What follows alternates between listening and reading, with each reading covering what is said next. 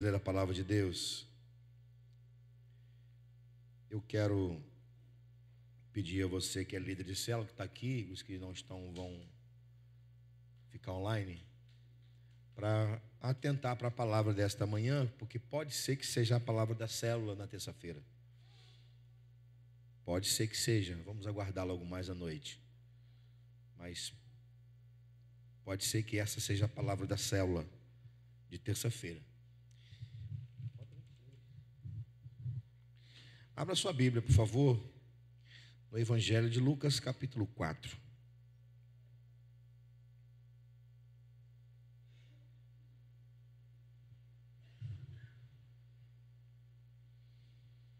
Evangelho de Lucas, capítulo 4, versículos de 1 a 13.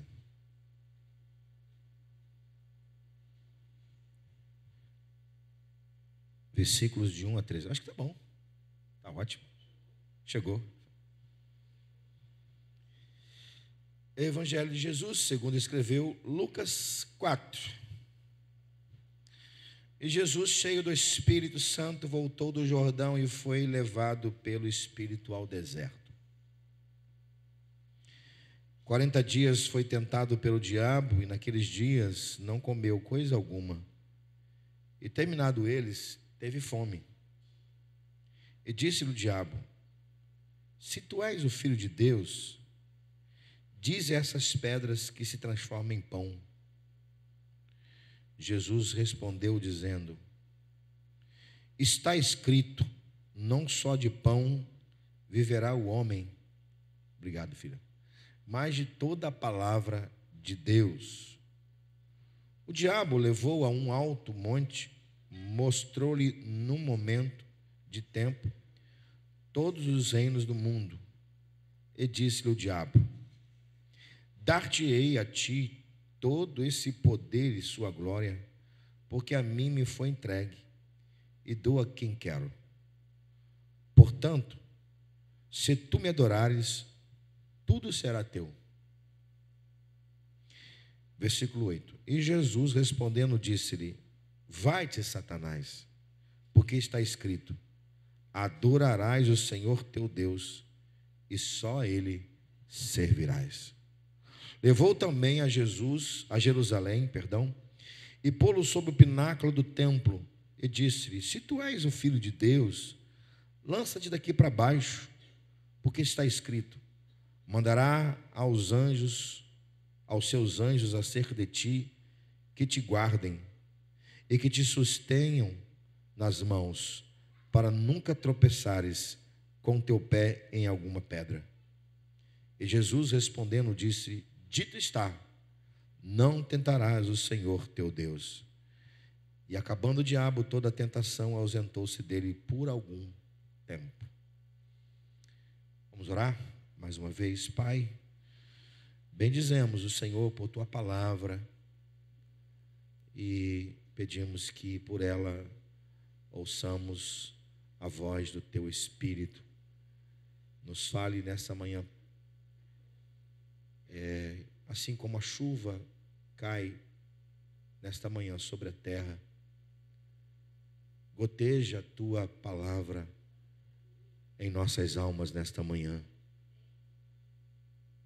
Como diz Deuteronômio, goteja a tua chuva, a tua doutrina em nós, em nossos corações, no nome de Jesus. Amém. Deixa eu fazer aqui um comunicado que eu esqueci rapidamente. Dizer que nós temos hoje 4 irmãos, 4 casais em nossa igreja que estão fazendo encontro de casais, e alguns outros irmãos que estão trabalhando no encontro de casais, né? Então, a ausência de alguns irmãos aqui nesta manhã é justificada, né? Uns estão trabalhando, inclusive o pastor Leonardo com a sua esposa, com a Cléia, estão trabalhando, e outros irmãos estão trabalhando, e 4 casais de nossa igreja estão fazendo o encontro. Na verdade, são 3 casais de nossa igreja, o outro casal, o irmão é da nossa igreja, a esposa é de outra igreja, né? Que é o Maxwell, que é membro de nossa igreja, a sua esposa é da primeira aqui de Jardim Carioca. Justificar a ausência dos amados irmãos que estão fazendo encontro de casais. Amados, eu quero falar nessa manhã sobre o preço da unção. quero lembrar com você uma definição de unção. Ontem eu preguei sobre unção na igreja lá em Novo Horizonte, falei dessa definição. Eu quero lembrar com você uma definição que eu gosto. Significa que essa é a melhor definição de unção. Significa dizer que é a definição mais clara do que é unção. É a minha definição que gosto de definir unção dessa forma. Eu quero dividir com você mais uma vez. Unção é a capacidade que o Espírito Santo dá aos servos para ser o que não seria, fazer o que não faria e chegar onde não chegaria. Gosto demais dessa definição. Capacidade que o Espírito Santo dá aos santos, aos servos, aos discípulos de Jesus, para ser o que não seria, fazer o que não faria e chegar onde não chegaria. Essa definição eu pude receber do Espírito em 2017, quando eu fiz a leitura devocional dos Evangelhos e entendi Jesus na perspectiva do ser, do fazer e do chegar. E aí eu tenho essa definição no meu coração, de maneira muito simples, singular, que me ajuda muito no meu dia a dia, nas minhas responsabilidades e na minha jornada ministerial. E não é diferente, né? Só é diferente o ministério, mas a jornada ministerial não é diferente. Não somos diferentes, nem eu não sou diferente de você no que tange a jornada ministerial. Todos nós somos ministros do Senhor, todos nós temos um ministério, são só ministérios diferentes, mas todos nós temos o nosso ministério. E no nosso ministério, a gente precisa estar cheio da unção do Espírito Santo. Amém? Glória a Deus.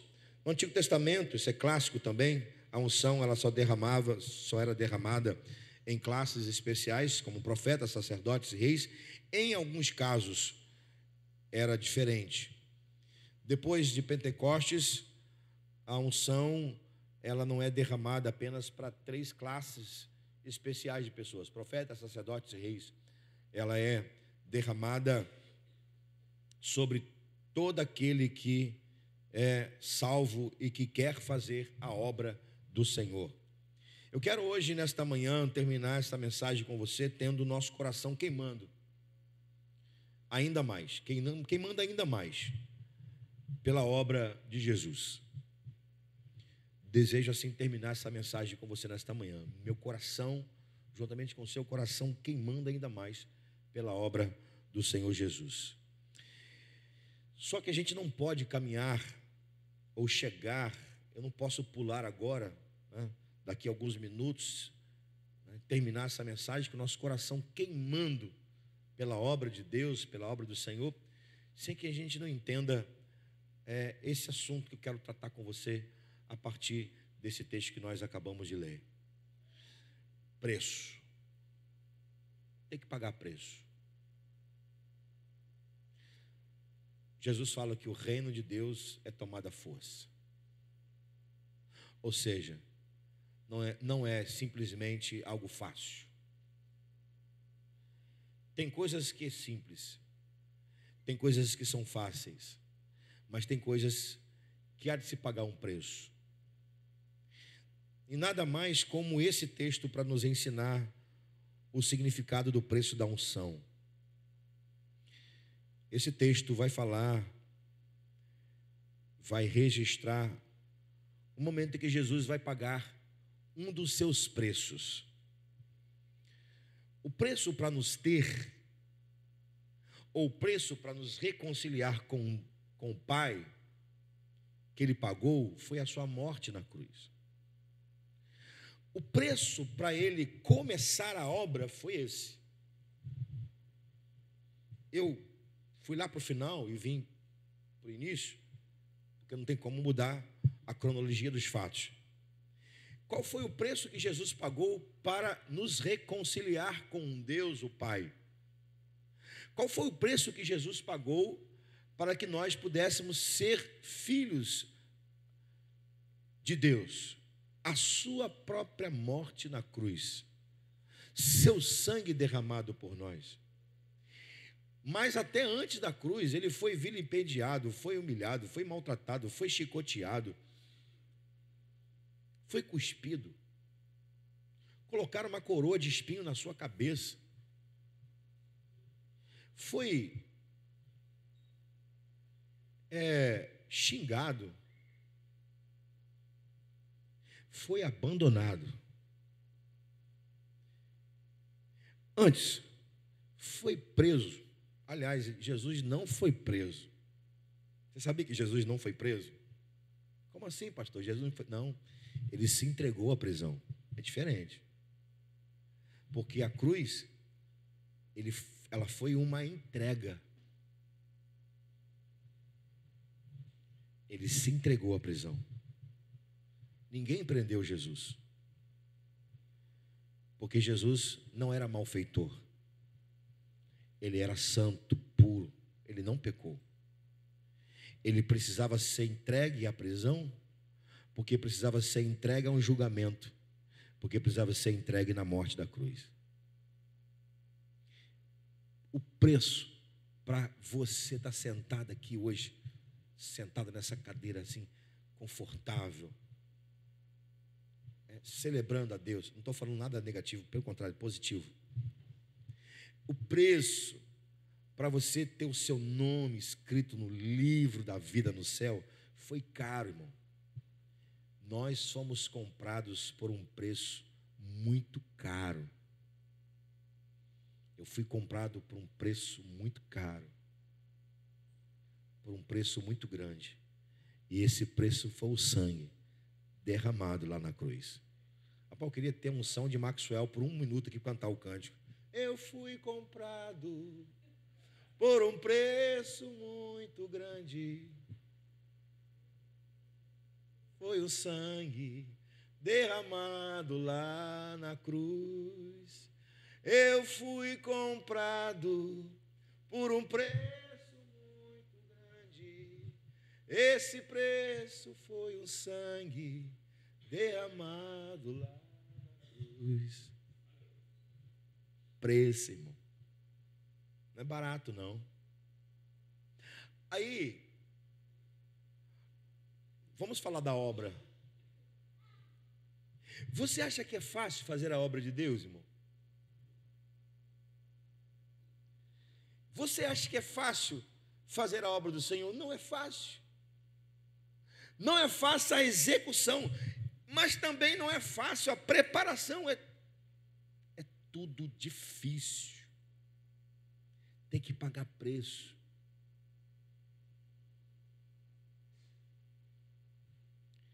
E muitas das vezes o preço é muito caro. Estamos falando do momento em que Jesus vai começar seu ministério. Presta atenção. Ele vai começar o seu ministério. Esse momento aqui, Jesus está saindo do batismo. Ele acaba de ser batizado por João Batista.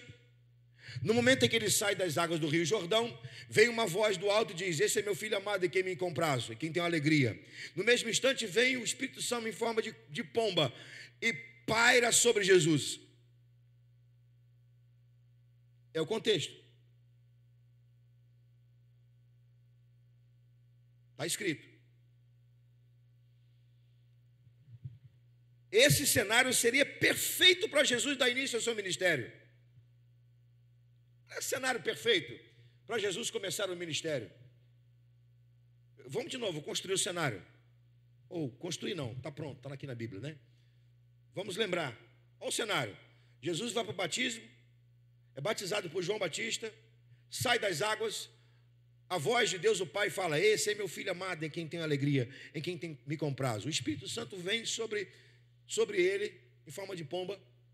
Que cenário perfeito para ele começar o ministério, irmão.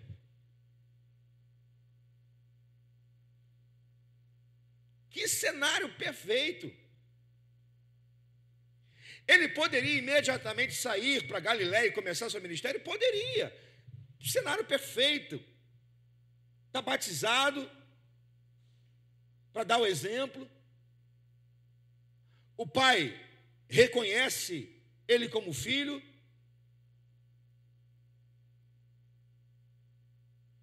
O Espírito Santo chancela a presença, cenário perfeito para começar o ministério. Sem contar os 15 anos antes de preparação como um autêntico judeu. Sem contar o seu tempo na casa de seus pais terrenos, José, Maria. Tudo perfeito. Mas o ministério não é assim.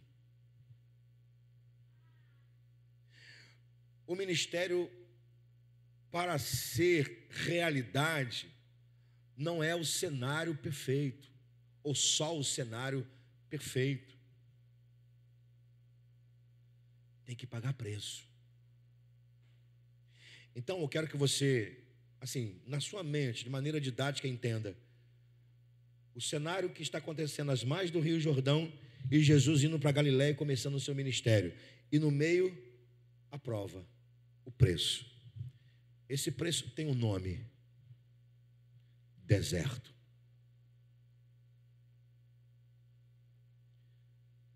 Você está entendendo? Diga amém.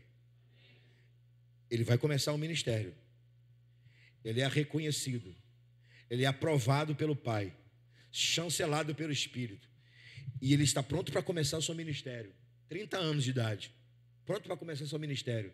Ele não pula o deserto. Ele não sobrepõe o deserto. Eu já disse algumas vezes, a gente não pode pular etapas. A gente não pode pular os processos. Não se altera os processos de Deus. Não se pula os processos de Deus.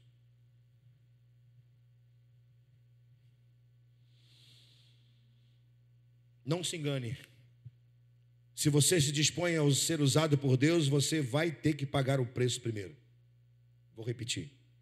Se você se dispõe a ser usado por Deus, você vai ter que pagar o preço primeiro.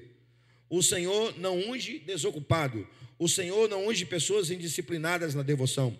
O Senhor não unge pessoas críticas. O Senhor não unge pessoas que fazem a obra dele relaxadamente. Ou como diz lá Eclesiastes, fraudulosamente. Nós chamamos de maldito aquele que faz a obra do Senhor relaxadamente.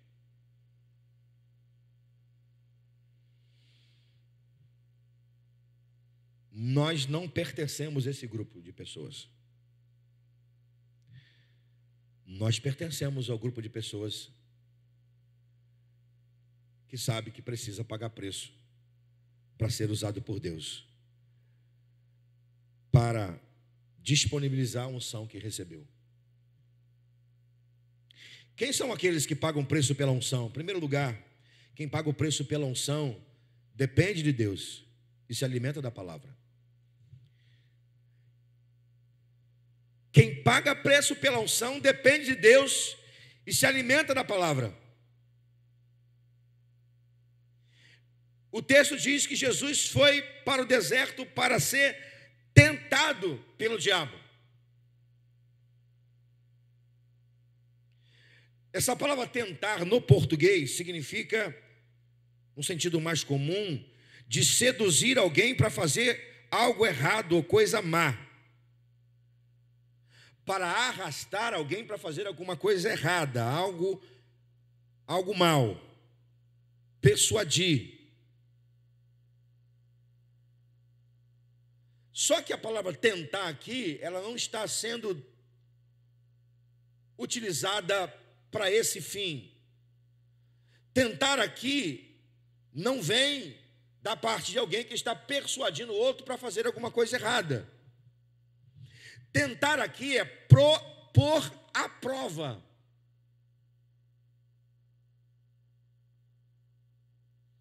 Faz parte do processo. Jesus está sendo colocado à prova. Claro, lógico, para quem é estudante, sabe que quando você faz uma prova, você está fazendo para ser aprovado.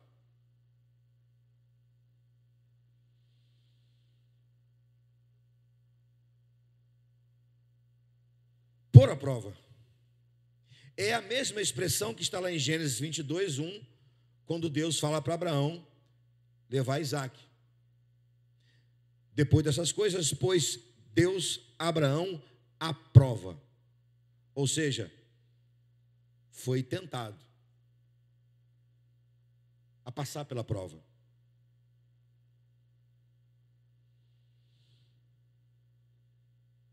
O Espírito Santo está conduzindo Jesus às areias quentes e pedregosas do deserto da Palestina, para Jesus passar pela prova, para ser aprovado, para depois fazer o ministério, ou começar o ministério, fazer a obra. O Espírito Santo está conduzindo Jesus às areias escaldantes, pedregosas, do deserto da Palestina, para ele passar pela prova, para ser aprovado. Depois de ser aprovado, ele dá início ao ministério e fazer a obra.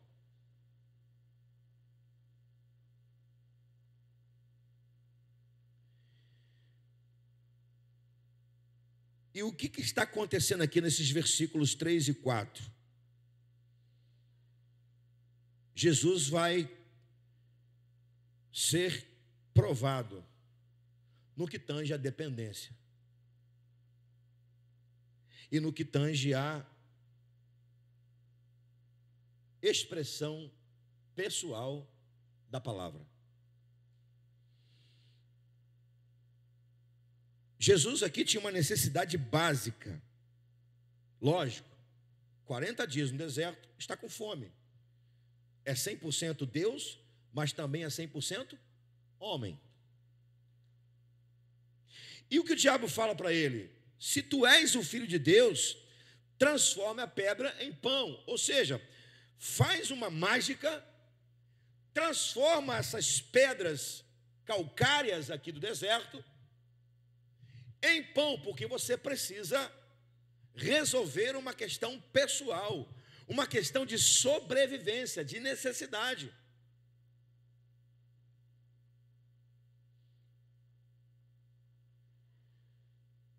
A proposta do diabo era transformar a pedra em pães para suprir uma necessidade básica, essencial do corpo de Jesus. Se Jesus, é claro que é uma hipótese, não aconteceu, se Jesus tivesse feito isso, estaria distorcendo vários princípios da palavra. O principal deles, dependência. Nicole, é possível colocar, por favor, Deuteronômio capítulo 8 aí? Deuteronômio capítulo 8. Eu vou precisar ler. Deixa eu abrir aqui. Deuteronômio capítulo 8. Está sem aqui, né?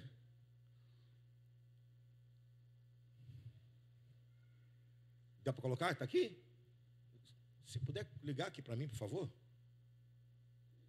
Se não puder, então vou ter que virar aqui, ó. 8, 11, Nicole, por favor. Deixa no texto. E preste atenção, irmão. Olha a sutileza do diabo. Transforma a pedra em pão. Você está com fome, você precisa resolver o seu problema físico. A primeira tentação é no físico, é para o físico. Transforma a pedra em pão, para você resolver um problema físico.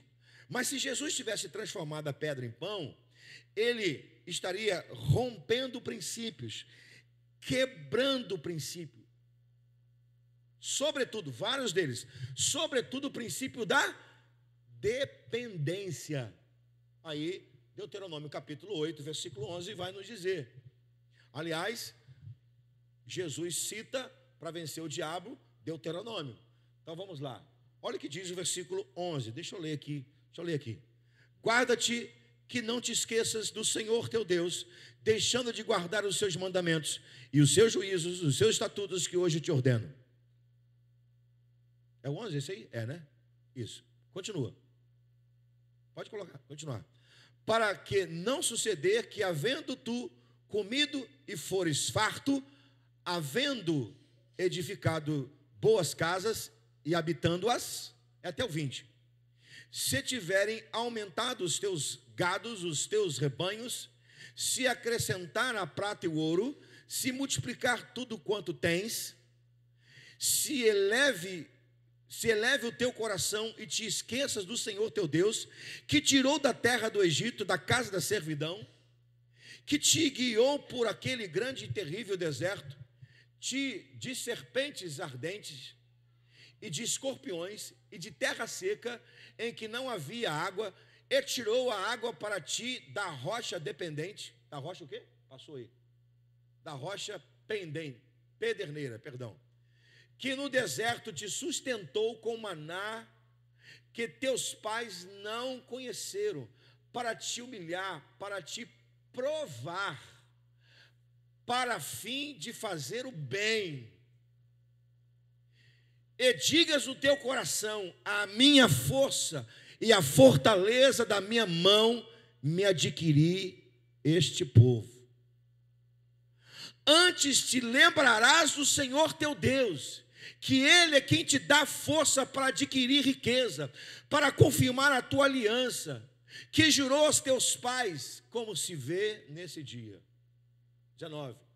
Será, porém, que se te guardares de modo te esqueceres do Senhor teu Deus, e se andares após outros deuses, e servires e te inclinares perante eles, hoje eu testifico contra vós que certamente perecereis. Para fechar, como as nações que o Senhor destruiu diante de vós, assim vós perecereis, porquanto não querias obedecer à voz do Senhor vosso Deus. Está claro, irmão? O que Deus está falando aqui para o povo de Israel? Vocês dependem de mim. Vocês podem estar no deserto, mas eu sustento vocês.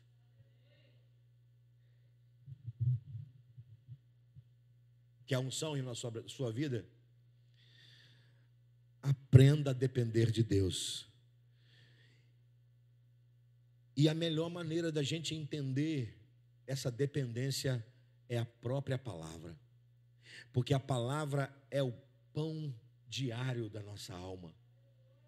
Por isso que o texto vai dizer, a resposta de Jesus é: não só de pão vive o homem, mas de toda a palavra de Deus. Não é escrito assim não. Tem gente que confunde isso, de toda a palavra que sai da boca de Deus. Não é isso que está escrito.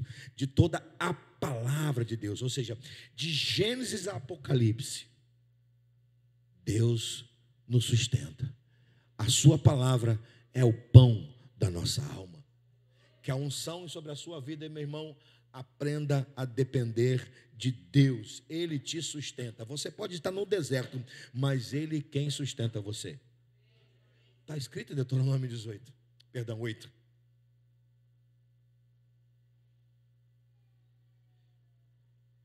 Olha uma frase do apóstolo Luiz Hermínio que eu acho muito interessante.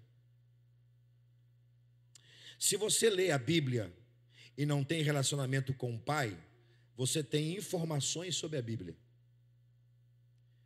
Se você não tem a vida, se você lê a Bíblia e não tem relacionamento com o Pai, você tem apenas informações sobre a Bíblia.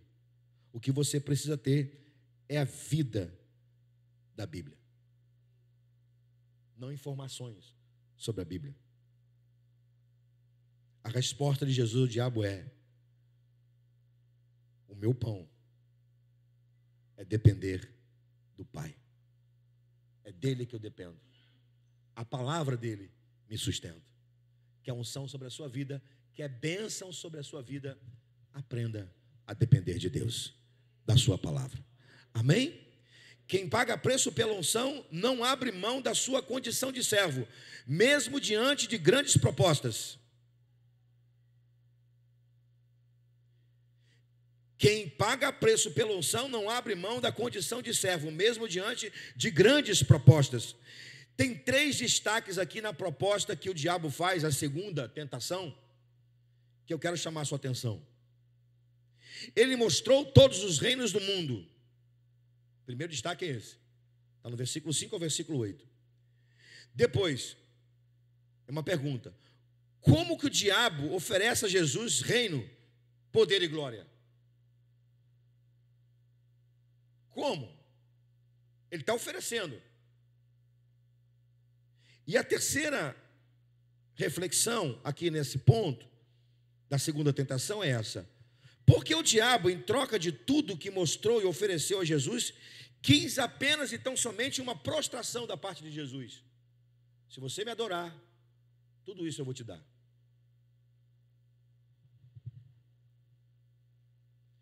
Então são 3 perguntas. Que reino o diabo mostrou para Jesus? Segunda pergunta: como podia o diabo oferecer tudo a Jesus? Ele é dono de tudo? O que foi entregue a ele? E a terceira pergunta é: por que o diabo só queria apenas e tão somente uma prostração de Jesus? Para responder essas perguntas, nós só precisamos da resposta de Jesus. Deixa eu abrir o texto aqui mais uma vez, que está lá no versículo de número 8. Vai-te, Satanás, porque está escrito: adorarás o Senhor teu Deus, e só a Ele servirás. Meus irmãos, essa resposta, ela mata, no bom sentido da palavra, as 3 perguntas do diabo. Como assim? Que tipo de reino? Reino do mundo. Quem adora não precisa do reino do mundo. Como assim? O diabo está para oferecer, pertence a ele, é dele? Como assim? Não, não é dele, ele roubou, é ladrão. Com o pecado, a legalidade de Adão, ele usurpou, ele panhou toda a autoridade. Quem adora não precisa de autoridade, já tem a autoridade de Cristo.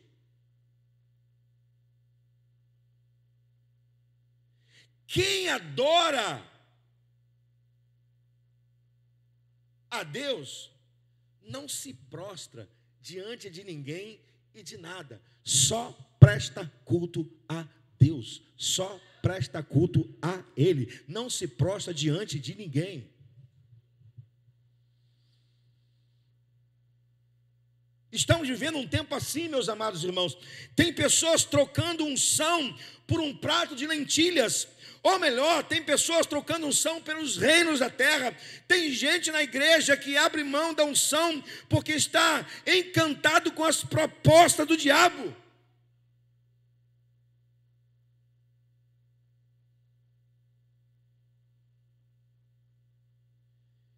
Quem quer unção, quem quer viver debaixo da unção do Espírito, essa pessoa, esse crente vai pagar o preço, e ele não vai abrir mão da condição de servo. Por que eu falo servo? Eu não, Jesus. Porque Jesus está dizendo aqui na sua resposta no final: só a Ele servirá. A palavra adoração e serviço, elas estão intimamente ligadas. Você vai para o Antigo Testamento, a palavra usada é servir. Você vai para o Novo Testamento, a palavra usada é adorar. Adorar e servir está no mesmo patamar de entendimento.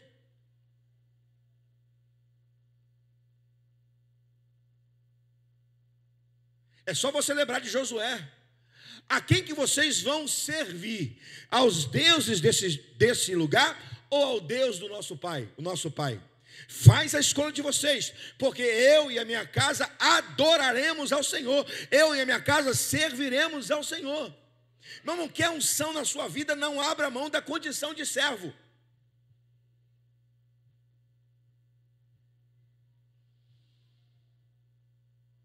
Continue na sua condição de servo. Para fechar esse ponto, percebeu que o diabo queria apenas uma prostração de Jesus? Sabe o que o diabo queria? Por alguns instantes, ele queria que Jesus lhe fosse o seu servo.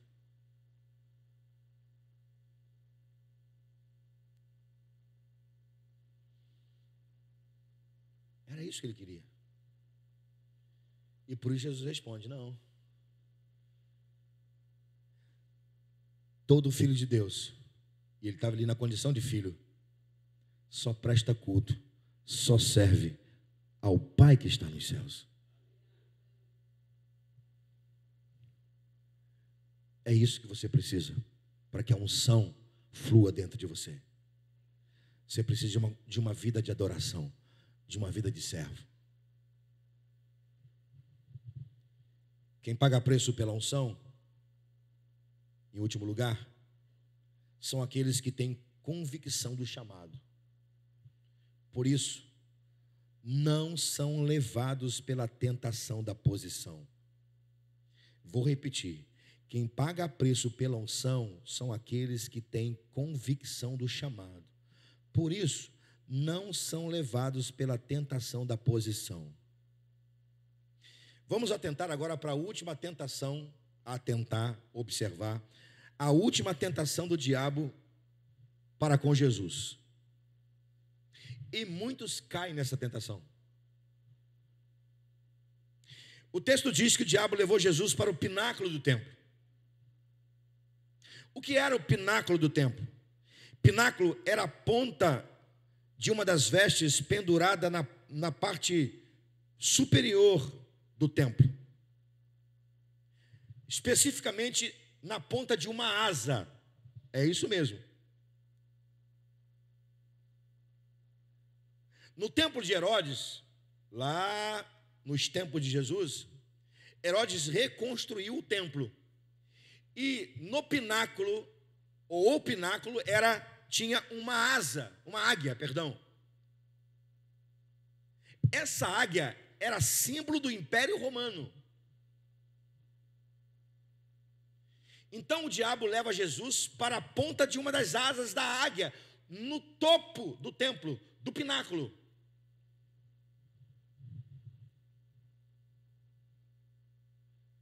Isso chama posição elevada.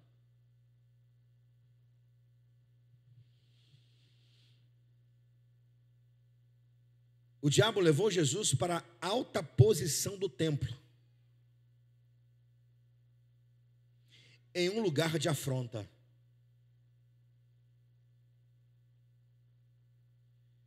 E aí o diabo vai usar a expressão: se atira daqui para baixo, porque está escrito. Está escrito o quê? Você vai se atirar daqui para baixo, os anjos vão segurar na sua mão e você não vai tropeçar em nenhuma pedra. Vai pular da ponta da asa do Império Romano e vai cair no colo do povo. E vai ser chamado de rei.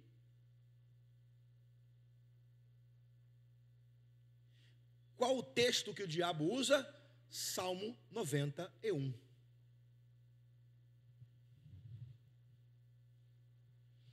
Bota para mim, Nicole, faz favor. Salmo 91, 11 e 12. Irmãos, o diabo também usa a Bíblia. O diabo conhece a Bíblia mais do que nós.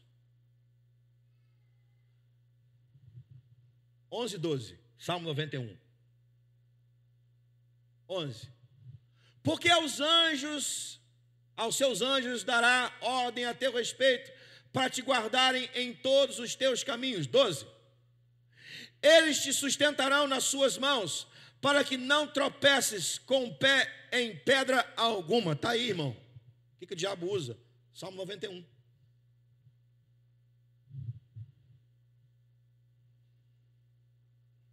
Olha a sutileza. Olha a sutileza. O povo de Israel estava esperando pelo Messias, para ele assumir o trono de Israel. Que tal Jesus descer da ponta da asa do pináculo do templo, que era símbolo do Império Romano, segurado, presta atenção, segurado pelos anjos, não tropeçaria em nenhuma pedra e cairia nos braços do povo, assumindo o trono de Davi, sem nenhum ensinamento do reino, sem marcar vida nenhuma, sem fazer discípulo, sem sofrimento, sem dor, sem escárnio de ninguém, sem julgamento, sem morrer na cruz. Que tal? Que tal?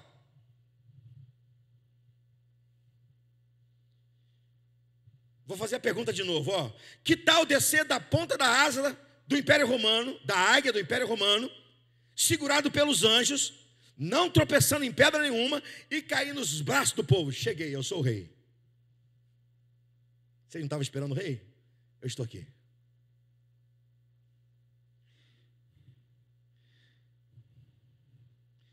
Precisa ensinar sobre o reino? Não, não precisa. Precisa fazer discípulo? Não, não precisa. Precisa curar, precisa andar e ter que ficar apertado pela multidão? Não, não precisa. Precisa ser humilhado? Não, não precisa. Precisa ser escarnecido? Não, não precisa nada disso. Direto, da asa do pináculo do templo para o colo do povo. Assume o trono. Destitui, tira o Império Romano e assume o trono. Que tal?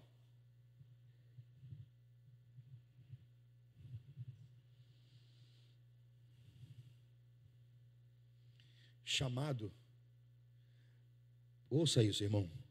Chamado não nos leva a tronos, chamado nos leva a um propósito.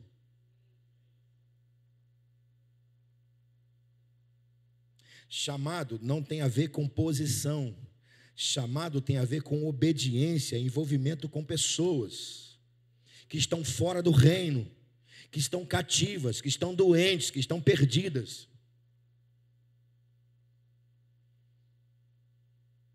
A gente precisa entender o que está acontecendo aqui nesse ponto, da tentação de Jesus.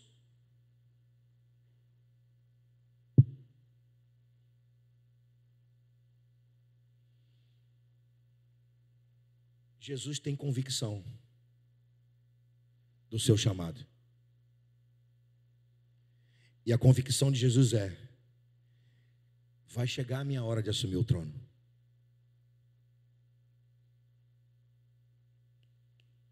Aqui, ó, olha para mim.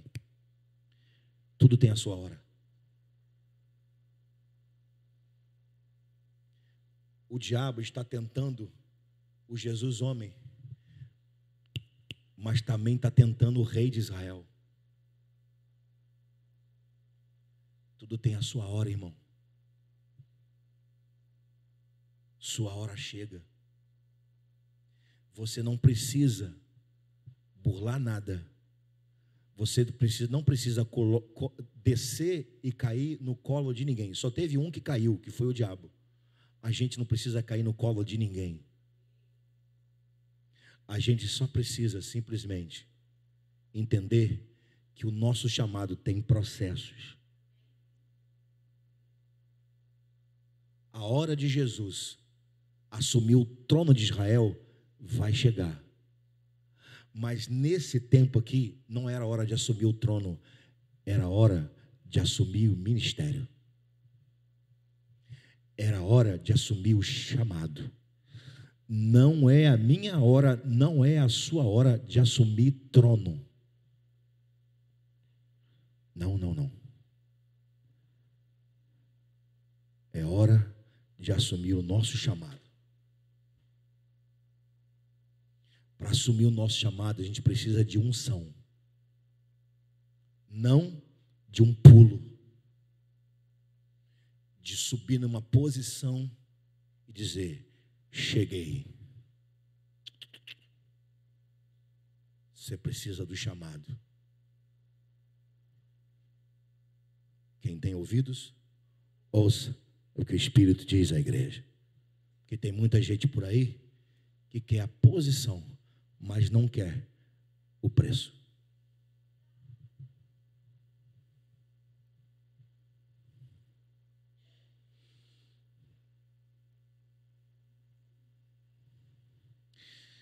Vamos ao restante do Salmo 91. Coloca o versículo 14, por favor, Nicole. Deixa aí. Você não pode errar, irmão. Eu não posso errar. Nós não podemos errar. Não podemos trocar a unção que o Senhor nos deu por posição nenhuma. Você não precisa provar nada para ninguém quem você é. O restante do Salmo 91, que o diabo citou para Jesus, diz respeito, fala que é Deus quem nos coloca em lugares altos.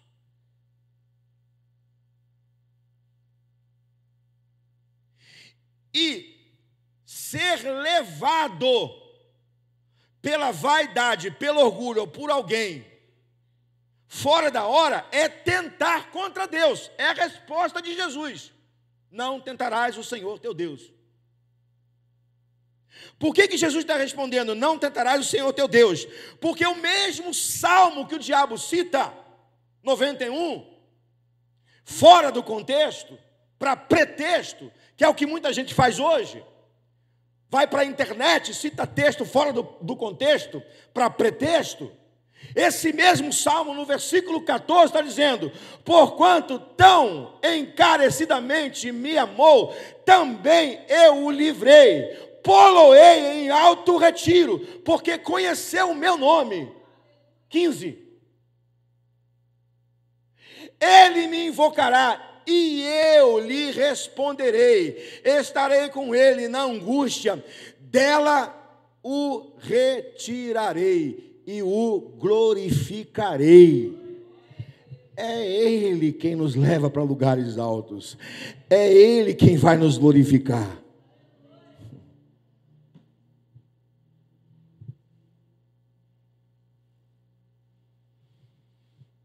Parece que o diabo esqueceu dessa parte. Claro que não.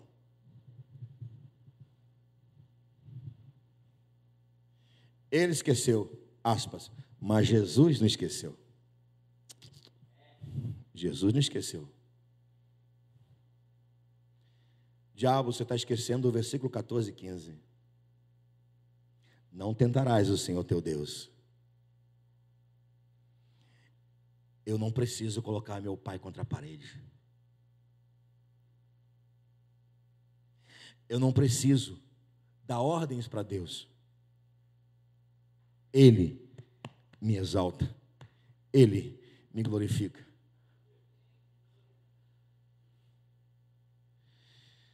Louvado seja Deus. Terminando. Eu termino dizendo algumas coisas. Primeiro, vou ter que citar um outro texto. Coloca, Nicole, por favor. 2 Coríntios, capítulo 11, versículo 3 e 4. Eu quero terminar essa mensagem primeiro com uma preocupação.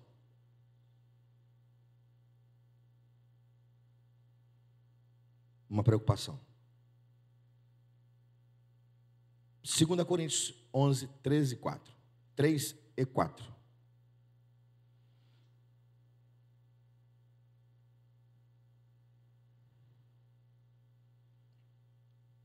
Essa preocupação já era de Paulo, é também a minha. Agora eu estou falando como pastor, não como profeta. Mas temo que assim como a serpente enganou Eva com a sua astúcia, assim também sejam alguma sorte corrompidos os vossos sentimentos e se afastem da simplicidade que há em Cristo. Qual a preocupação? Não caia na tentação do diabo. Não se afaste da simplicidade de Cristo Jesus. Eu termino falando agora da prova textual de que deserto para Jesus foi início do seu ministério. Nós vamos lá para o versículo 14 e 15 e aqui a gente termina.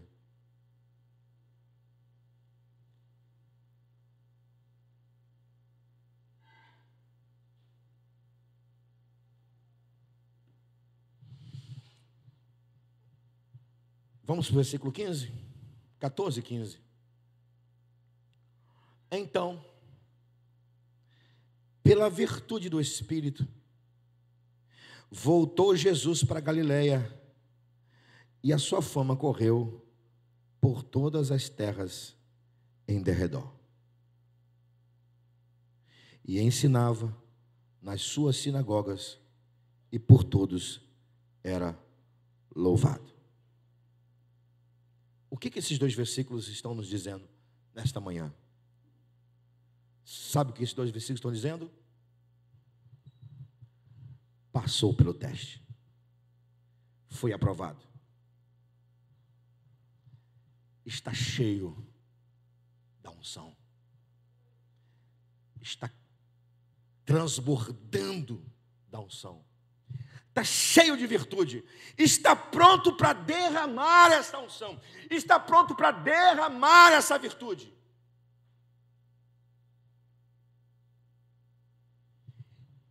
Ele sai do Jordão, vai para o deserto. Sai do deserto, vai para a Galileia. Sai do Jordão, reconhecido pelo Pai e guiado pelo Espírito. Vai para o deserto, passa pela prova, é aprovado. E cheio da unção, na virtude do Espírito, vai para a Galileia e começa o ministério. E eu te pergunto, você ainda quer fazer as coisas de maneira fácil? Você quer unção na sua vida sem pagar o preço? Não dá, irmão. Não dá. Mas dá quando você está disposto, aqui termino, a segurar na mão do Espírito Santo e falar assim para ele: Espírito Santo, eu não posso ir para o deserto sozinho, mas se o Senhor for comigo e me ajudar, eu vou. Eu vou. Espírito Santo, me leva até o deserto. Me leva dentro do deserto. E depois que eu vencer, me leva para cumprir o meu ministério. Quer isso? Se você quer isso, é assim que vai ser. Porque Jesus, quando saiu do Rio Jordão, o Espírito veio sobre pomba, pairou sobre ele. E de uma forma muito singela, eu vou ilustrar. Segurou na mão de Jesus. Vamos embora. Eu vou junto com você. E depois que saiu, vamos embora. Você está cheio. Pode começar o ministério. Louvado seja Deus. Aleluia! Paga o preço, irmão, porque o Espírito Santo vai segurar na sua mão, vai te conduzir pelo deserto. E depois que você passar por ele, se prepare, porque o Espírito Santo vai fazer com que a unção seja derramada. Fique em pé, vamos orar. Eu quero pedir perdão à irmã Elvia, pedir perdão à igreja. Não dá para a gente fazer assembleia hoje. Até porque eu estou devendo a irmã Elvia, perdoe-me, está ao vivo, estou pedindo perdão ela ao vivo aqui. Eu estou devendo a carta da consagração do pastor Leonardo. Então a gente deixa a assembleia para a semana que vem. Até porque também temos irmãos no encontro de casais. E eu gostaria que esses irmãos estivessem aqui também. Perdão, por favor, igreja, perdão, irmã Elvia, que preparou tudo certinho para a gente ter uma assembleia. Vamos fechar os nossos olhos.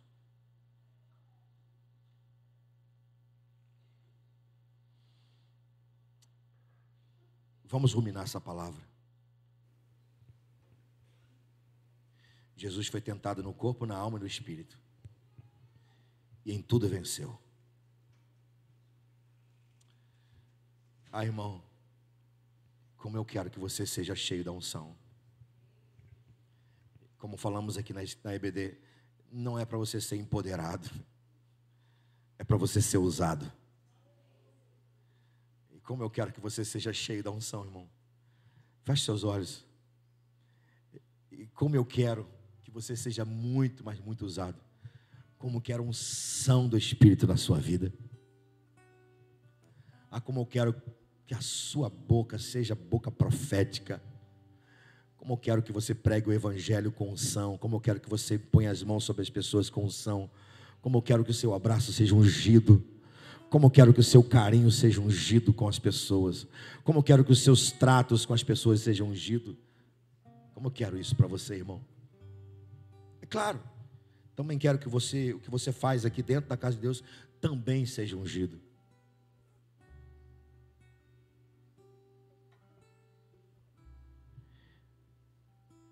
Faz assim com a sua mão, ó.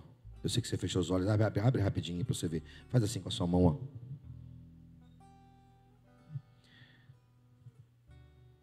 Senhor, eu não tenho o poder de dar nada aos teus filhos. Eu não tenho a pretensão de dizer aos teus filhos: receba. Porque aquilo que eu estou pedindo para eles, eu quero para mim também. Então, Deus, nos dê unção do teu Espírito. E se tiver que enfrentar desertos, segura na nossa mão pelo teu Espírito. Nos dê unção, Senhor. Nos dê a capacidade nesse tempo de cumprir com o nosso chamado. Dependemos do Senhor. Tua palavra nos alimenta. Somos servos, não vamos abrir mão disso. Nossa vida é culto ao Senhor constantemente. Senhor, nós não precisamos ser levados a lugares altos, porque o Senhor faz isso com a gente. Tudo que precisamos nesta manhã é da tua presença, é da tua paternidade e da unção do teu Espírito e do poder do nome de Jesus. Tomamos posse nesta manhã da tua paternidade, do teu amor incomparável. Tomamos posse nesta manhã da unção do teu Espírito e do poder que há no nome do nosso Senhor e Salvador Jesus Cristo. Renova essa unção nesta manhã sobre nós. Renova. Sobre aqueles que não têm essa experiência, que viva ainda nesta manhã, que seja tarde, que seja à noite. Nos dê, ou renova a tua unção sobre nós, no nome de Jesus. Amém. Glória a Deus. Aleluias. Eu acho que os irmãos têm uma canção para nos conduzir aqui.